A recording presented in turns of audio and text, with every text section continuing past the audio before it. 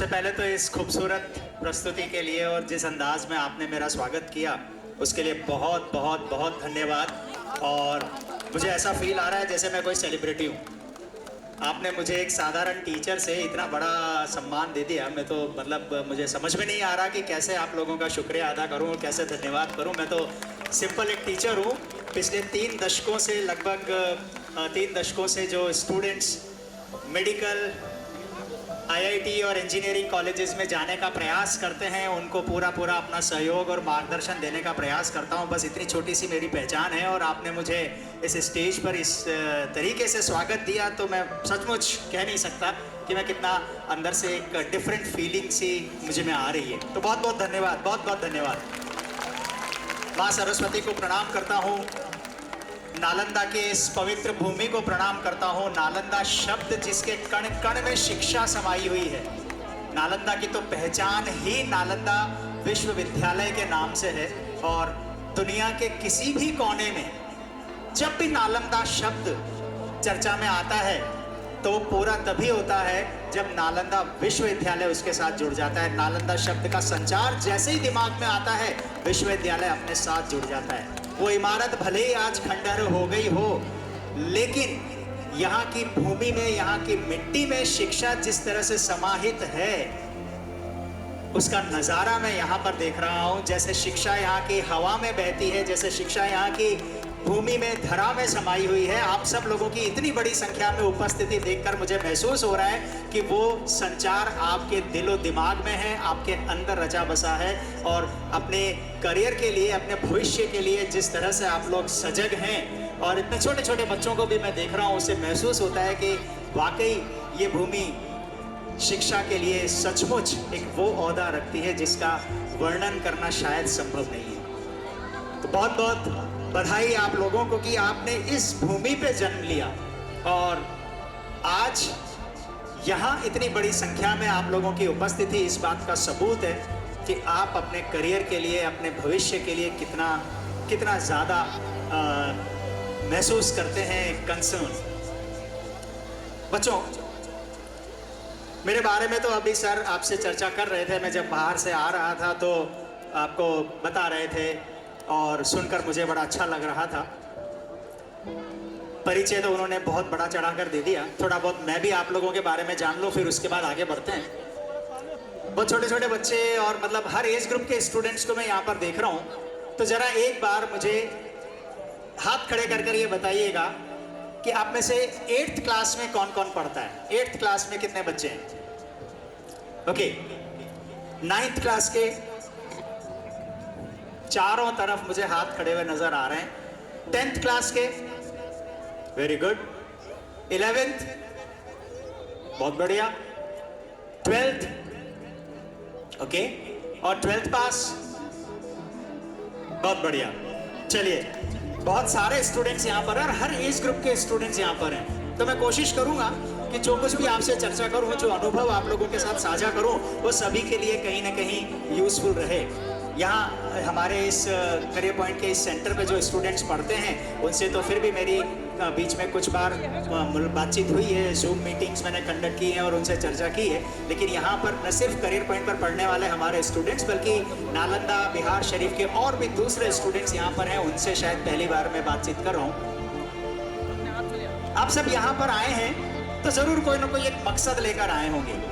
आपको सूचना मिली होगी कि कोटा से सर आ रहे हैं और बातचीत होगी, कुछ होगा। एक कॉम्पिटिटिव एग्जाम भी हमने कंडक्ट करवाया था सीपी स्टार के नाम से, उसका प्राइज डिस्ट्रीब्यूशन भी होगा। और जिस तरह से आजकल स्टूडेंट्स अपने भविष्य को लेकर बहुत कंसर्न रहते हैं तो निश्चित रूप से आपने भी कुछ ना कुछ ऐसे सपने संजोए होंगे और आप में से निश्चित रूप से कुछ ऐसी बातें आप लोगों ने सोच ली होगी कि भविष्य में आप क्या करना चाहते हैं। तो कोई ना कोई विचार ज़रूर आपके मन में ऐसा होगा। तो मैं आपसे जानना चाहता हूँ, आप में से कितने बच्चे हैं जो भविष्य में आगे चलकर डॉक्टर बनना चाहते हैं? एक बार हाथ खड़े करो। वेरी गुड, बहुत सारे, बहुत बड़ी संख्या में। कितने ऐसे बच्चे हैं जो इंजीनियरिंग कॉलेज में जाना चाहते हैं, आईआईटी में जाना चाहते हैं, एनआईटी में जाना चाहते हैं? वेरी गुड, बहुत बड़ी संख्या में बच्चे हैं। अच्छा, कितने ऐसे बच्चे हैं जो कॉमर्स के फील्ड में जाना चाहते हैं, जैसे इकोनॉमिक्स हो गया या सीए हो गया? हाथ खड़े हो रहे हैं, बहुत अच्छा। कुछ बच्चों के हाथ अभी भी खड़े नहीं हुए, हो सकता है कि अभी उन्होंने विचार नहीं किया हो या वो मेरी बात नहीं समझ पाए हो, दोनों ही बातें। तो चलो एक बात मैं आपको बता दूं कि मैं जो आपसे चर्चा कर रहा हूँ ना, जो कुछ भी बातचीत करूंगा आपसे, ये मैं कोई स्पीच नहीं दे रहा हूँ, कोई भाषण नहीं है। हम ऐसे ही बातचीत करते हुए ही चलेंगे, है ना। मैं बीच बीच में आपको तकलीफ देता रहूँगा, हाथ उठवाता रहूँगा। मुझे पता है थोड़ी सी गर्मी सी महसूस हो रही है, तो आप लोग भी कहीं उस गर्मी का एंजॉय करते रहें, इसलिए बीच बीच में आपके कभी लेफ्ट कभी राइट ऐसे एक्सरसाइज करवाता रहूँगा, तो थोड़ी हवा हवा चलती रहेगी, बढ़िया, है ना। आनंद आपको भी आता रहेगा, मुझे भी आता रहेगा। एनीवेज, बहुत सारे बच्चों का मैंने देखा कि डॉक्टर बनना चाहते हैं। तो भाई डॉक्टर क्यों बनना चाहते हैं? आज तो आप डॉक्टर हैं नहीं, है क्या कोई आप में से कोई डॉक्टर है? नहीं है ना, पर फिर भी डॉक्टर बनना चाहते हैं। आपको क्या पता डॉक्टर बनने में मजा आता है? डॉक्टर बनने से आपके वारे न्यारे हो जाएंगे, बड़ी अच्छी लाइफ बीतेगी, आपको तो नहीं पता।